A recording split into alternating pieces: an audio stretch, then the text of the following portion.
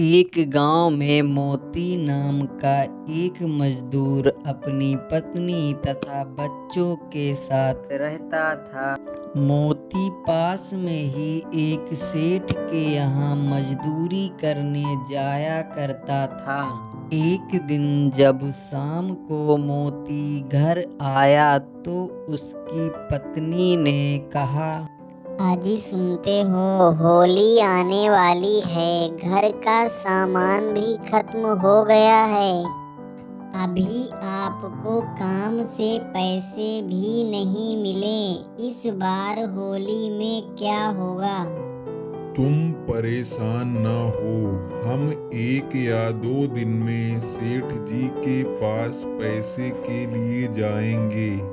अगले दिन सुबह मोती काम पर चला जाता है। रास्ते में उसका दोस्त दीपक मिला। दीपक भी मोती के साथ मजदूरी करता था। क्या हुआ दीपक, बहुत परेशान लग रहे हो? अरे क्या बताएं भाई, होली आने वाली है, अभी तक सेठ जी ने पैसे नहीं दिए। पता नहीं कैसे होगी होली इस बार। तुम परेशान क्यों हो रहे हो? 2 दिन बाद सेठ जी के पास पैसे लेने के लिए चलेंगे ना।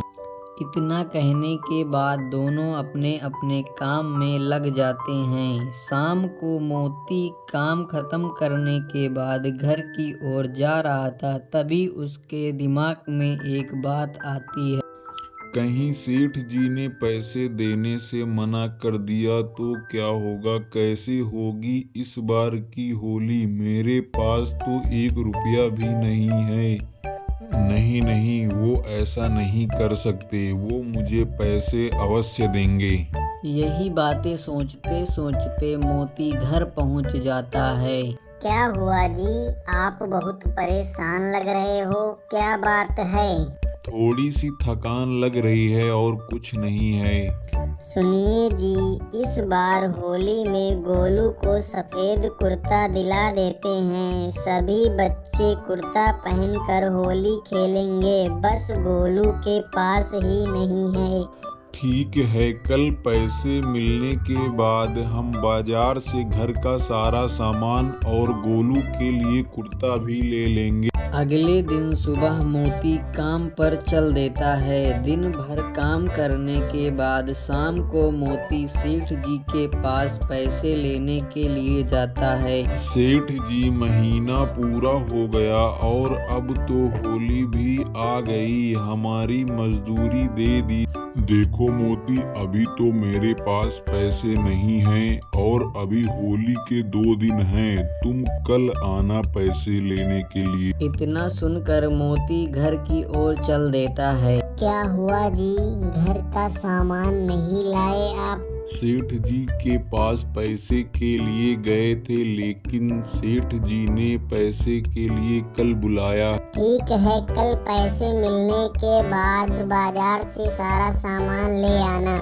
मोती को इस बात की चिंता हो रही थी कि कहीं कल भी सेठ जी ने पैसे ना दिए तब क्या होगा, और ये बात सही निकली। मोती अगले दिन सेठ जी के पास पैसे लेने जाता है। तब देखो मोती, कल माल बिक नहीं पाया, अब होली के बाद माल बिकेगा तब आपको पैसा मिलेगा। अभी मेरे पास भी पैसे नहीं हैं।